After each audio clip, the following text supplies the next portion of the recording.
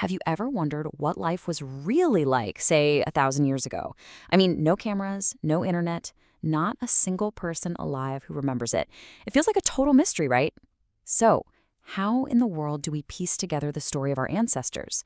Well, that's what we're going to do today. We're going to investigate the clues they left behind. All right, so our whole investigation really kicks off with one big question.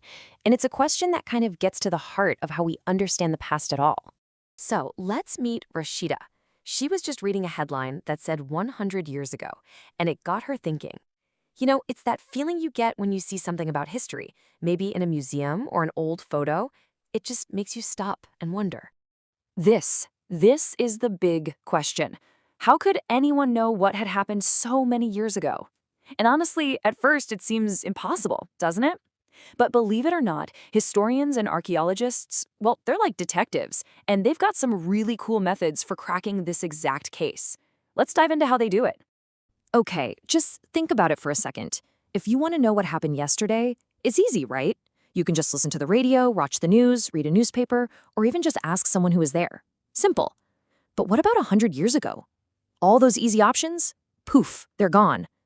To understand the distant past, we have to become detectives and look for totally different kinds of clues.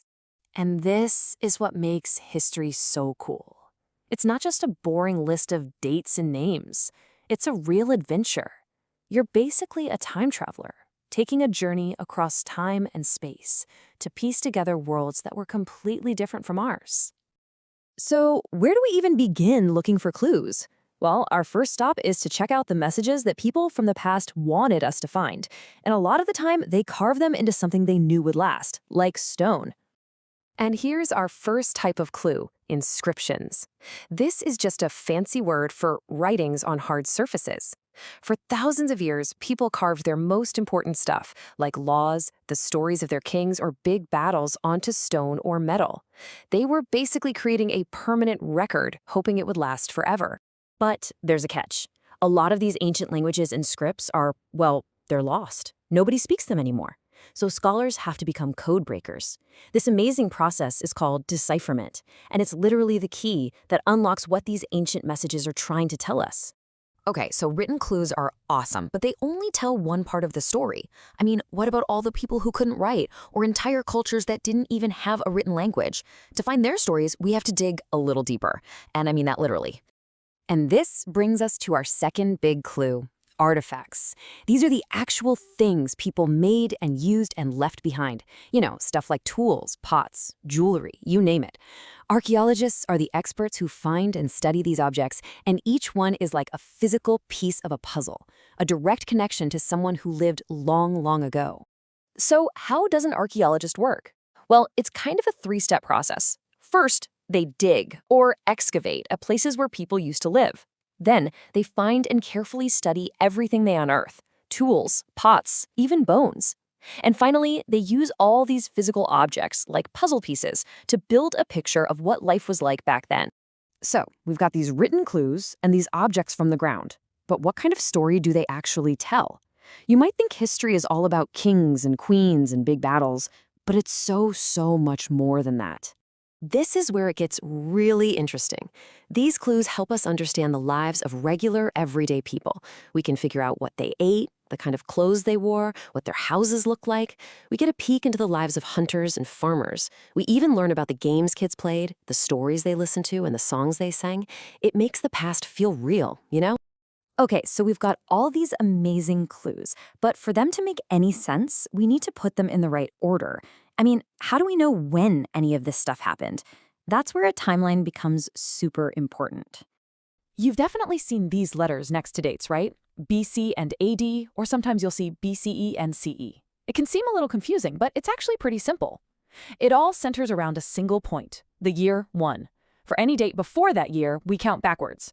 So the bigger the number, the older it is. 2000 BC is way older than 100 BC. Then, for everything after the year 1, we count forwards, just like we do today. So 2025 is more recent than the year 1500. It's basically the system everyone uses to keep the timeline straight. Let's look at this on an actual timeline. So way back, about 12,000 years ago, people started farming. That's in BCE. A little closer to us, about 8,000 years ago, we see early settlements, like at Merger, still BCE. Then we hit that important year 1 mark, and from there, time moves forward, all the way to us, right here, today. So let's circle all the way back to Rashida's question. Can we really know what happened so many years ago? And the answer is absolutely yes. The trick is just knowing how to be a good detective, knowing where to look for clues and how to read them. Because in the end, that's really what history is all about. It's not just some dusty old book of facts. It's the incredible story of how we got to right now. It's like a giant puzzle, and we're piecing it together using all the clues, big and small, that people left for us to find. And that leaves us with one last thing to think about, which is kind of mind-blowing. Imagine a history detective 1,000 years from now, trying to figure out what our world was like. What clues are we leaving behind right now? What will our phones, our buildings, even our trash tell them about who we were? All right, today we're basically time travelers. We're going to jump thousands of years into the past to crack one of the biggest mysteries out there. How did we go from just surviving in the wild to building huge, powerful kingdoms? Let's get into it. So let's start with a big one. Think about it. No cameras, no videos, not even a newspaper. How in the world can we possibly know what happened so long ago? It's like a giant puzzle, and we've got to find the pieces. Well, the answer is we have to become detectives. Seriously. Historians and archaeologists are basically history's detectives. They're out there searching for clues, for anything left behind by people from way, way back. And some of the best clues? Old school writing. But, not all writing is created equal. You've got two main types here. Manuscripts, which were written by hand on stuff like palm leaves, and then you have inscriptions, which were actually carved right into hard things, like giant rocks. Okay, just look at the difference here. On one side, you've got this super fragile manuscript on a palm leaf, 1,000 years old, and on the other, words literally chiseled into solid rock. I mean, which one do you think is going to survive a few thousand years? Yeah, no brainer, right? The stone is way tougher.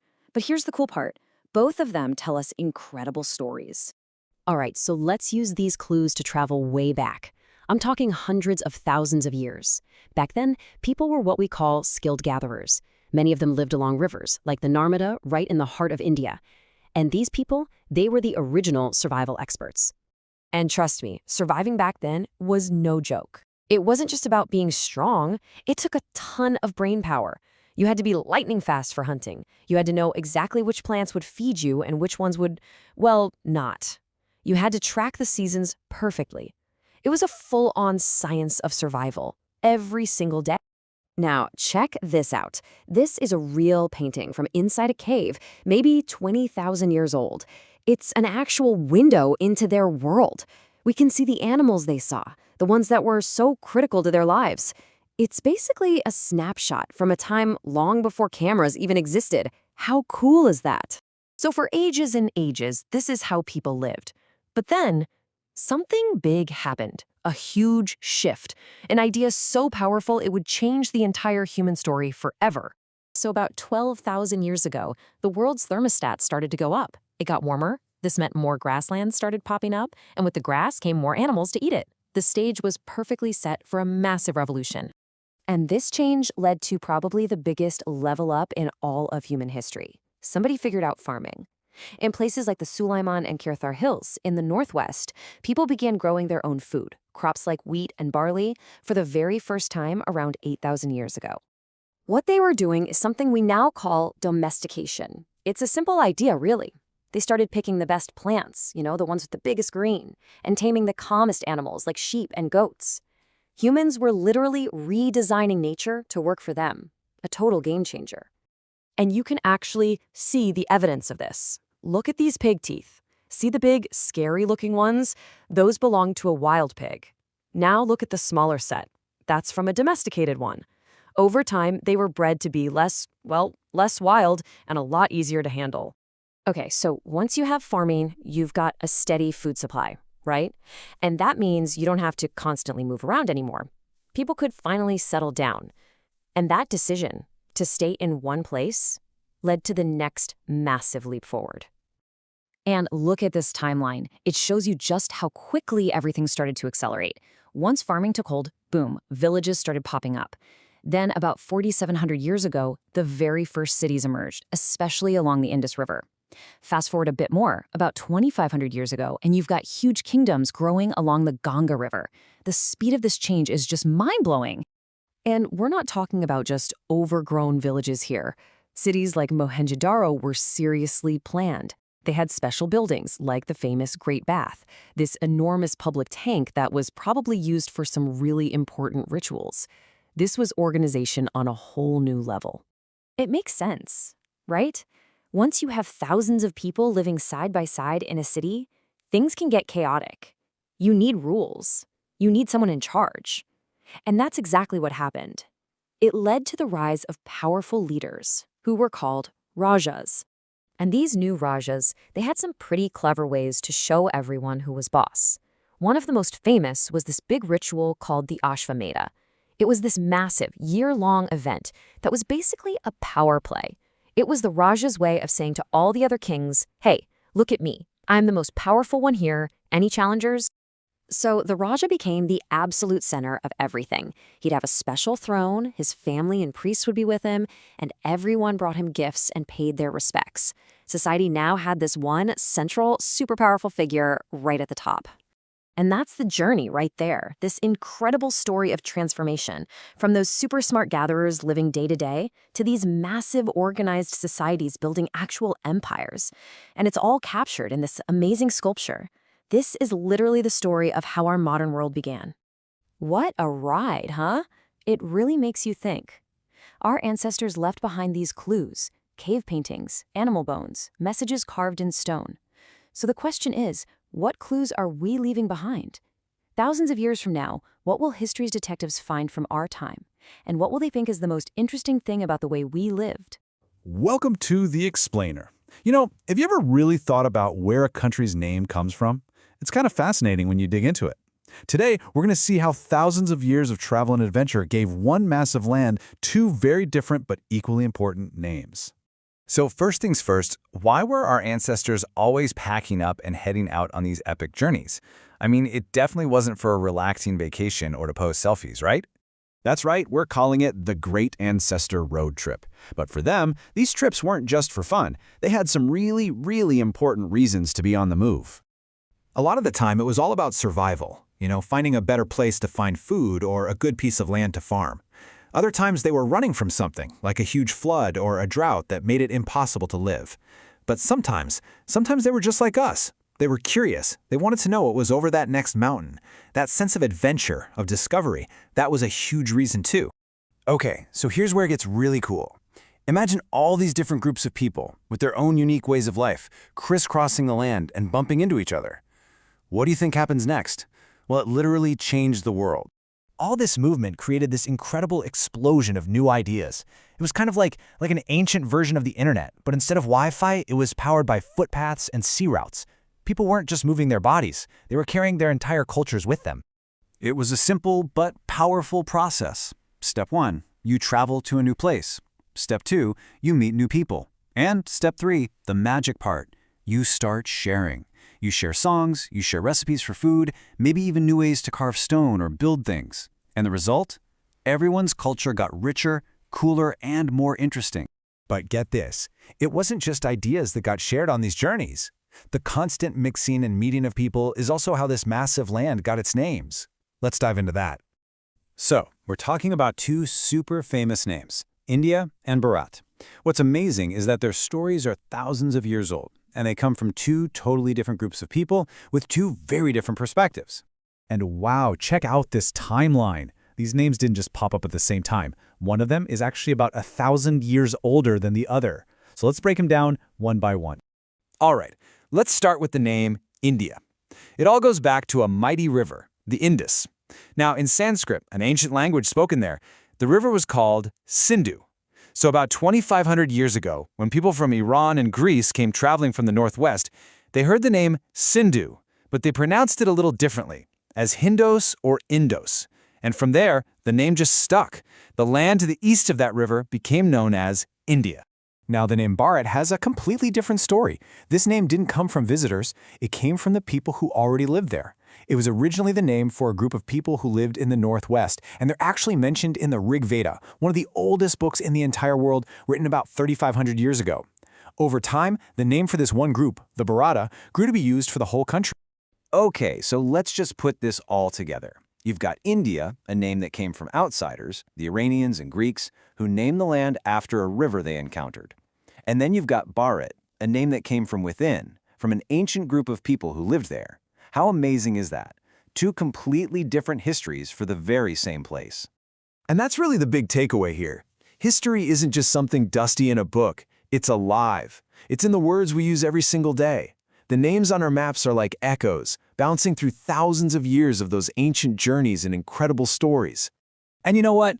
It makes you realize that these amazing exchanges are still happening right now, all around us. Seriously, think about it for a second. The pizza you had for dinner, that show you're binge watching, even the music you're listening to, they've all traveled across the world to get to you. So, my final question for you is this. What's something in your life that's made its own long journey? Hey there, and welcome. Have you ever stopped to wonder how we know so much about stuff that happened thousands of years ago? It's kind of like being a detective, you know? Solving a giant mystery where the clues are scattered across centuries. Today, we're going to put on our detective hats and uncover exactly how these mysteries of the past get solved. So yeah, this is the big question, isn't it? How could anyone possibly know what life was like way back then? I mean, it seems impossible. But here's the cool part.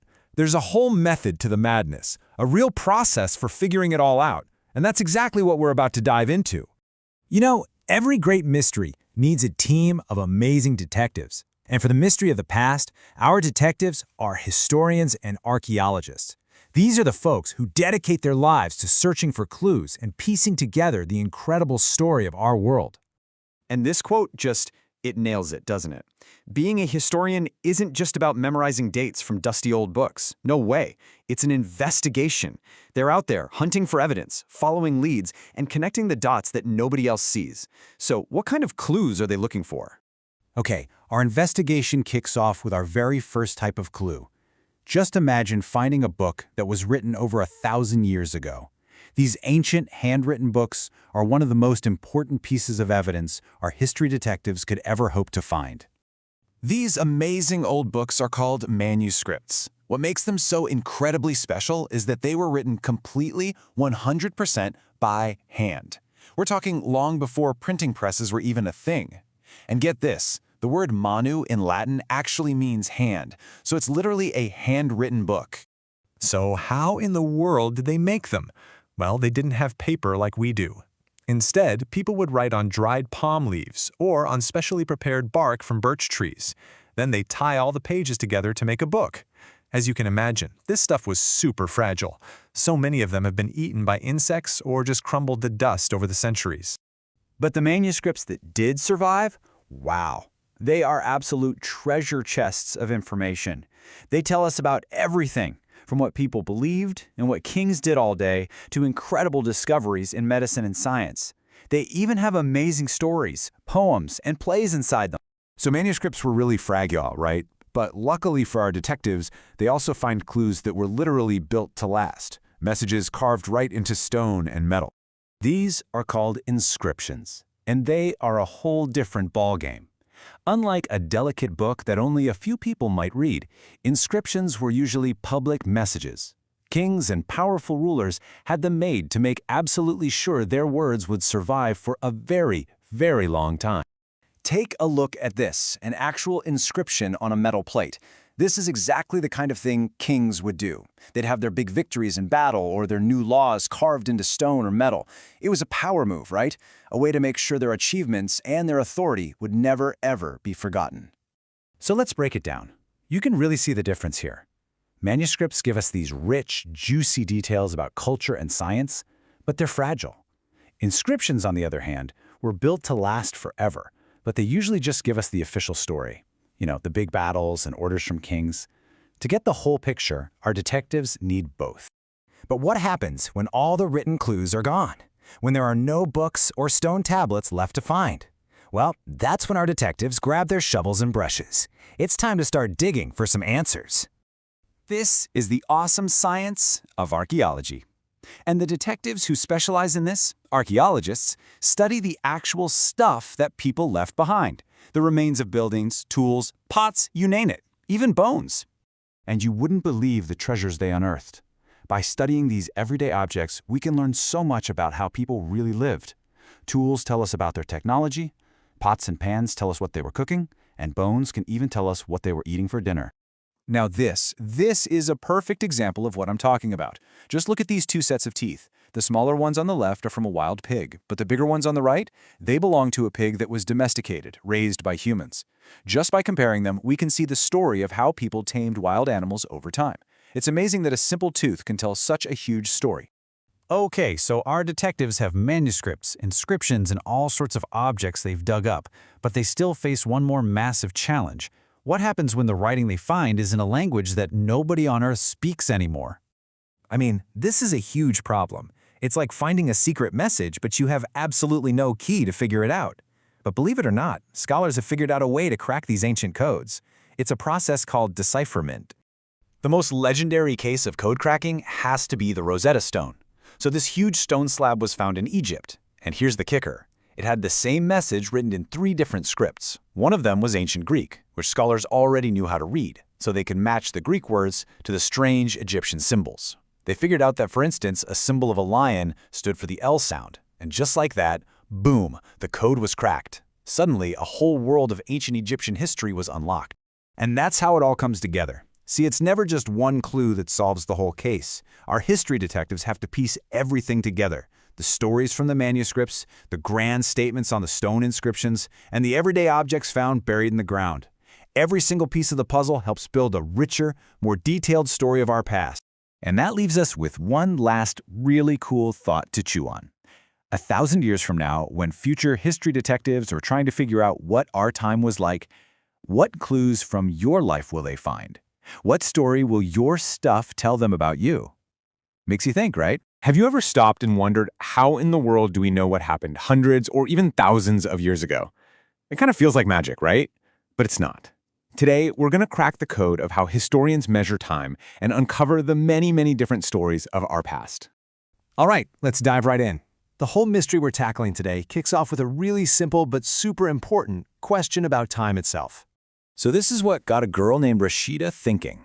She was just reading the newspaper and saw a headline, 100 years ago. And it just made her wonder, how? It's an amazing question, and it's exactly what we're going to figure out together. To answer Rashida's question, the very first thing we need is a system. You know, just like you'd use a ruler to measure how long something is, historians need a kind of timeline to measure the past. Think about it. If you just started counting numbers without a 1 to start from, you'd get lost pretty fast. Well, history is exactly the same. We need a fixed point, a starting line, so we all know what year we're talking about. The system a lot of the world uses today is centered around one major event, the birth of Jesus Christ. So any date before that point is labeled BC, which stands for before Christ. You'll also see it as BCE for before the Common Era. And then any date after that starting point is labeled AD, which is Latin for Anno Domini, or more commonly these days, CE for Common Era.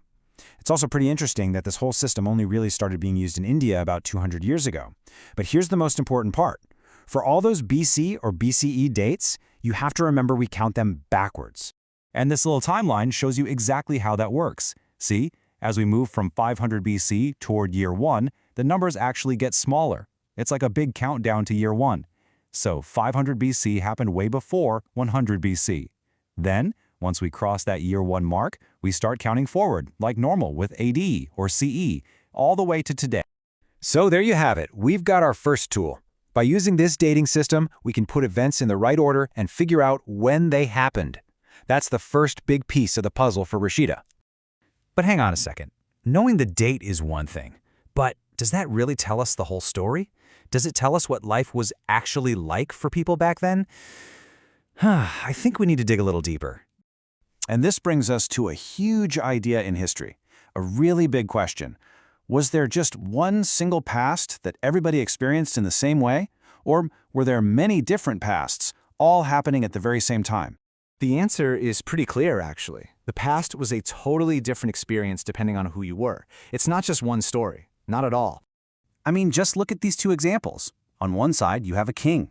Historians usually know a ton about kings. Why? Because their battles, their victories, all their big deals were written down, recorded for everyone to see. But then you have a gatherer. Their life was all about day-to-day survival. They didn't leave behind books or inscriptions, which means their history is so much harder for us to find. And these images right here show us exactly that. On the left, look at that super detailed carving. It's probably showing some big royal event, so many details to study. Now look at the right. It's a painting from a rock shelter, showing a hunt. It's powerful, right? Both of these are records of the past, but wow, they tell very, very different stories about very different lives. So how does this all connect? Well, there's actually a secret hiding in plain sight, probably right on the cover of your history book. It's a clue that explains everything we've been talking about, why we don't just study one single story of what happened a long time ago. And here it is. Look at the title of the book, Our Pasts. Get it? Pasts, plural. That one little letter S at the end isn't a typo. It's the most important clue of all. So why pasts? It's because there isn't just one single story. The past for a queen was completely different than the past for a farmer working in her kingdom. The life of a merchant sailing across the sea was worlds away from a hunter living in the forest. History is the amazing, messy, incredible story of all these different pasts, all woven together. And this brings the whole story of the past right up to today. It brings it right to you. Seriously, think about your own life right now. The photos you take, the messages you send, the stuff you own. These are all clues you're leaving behind. What story are they going to tell a historian 1,000 years from now? And that's really the final thought for today. Every single one of us is living our own version of the past for the future to find. So the real question is, what will they say about yours?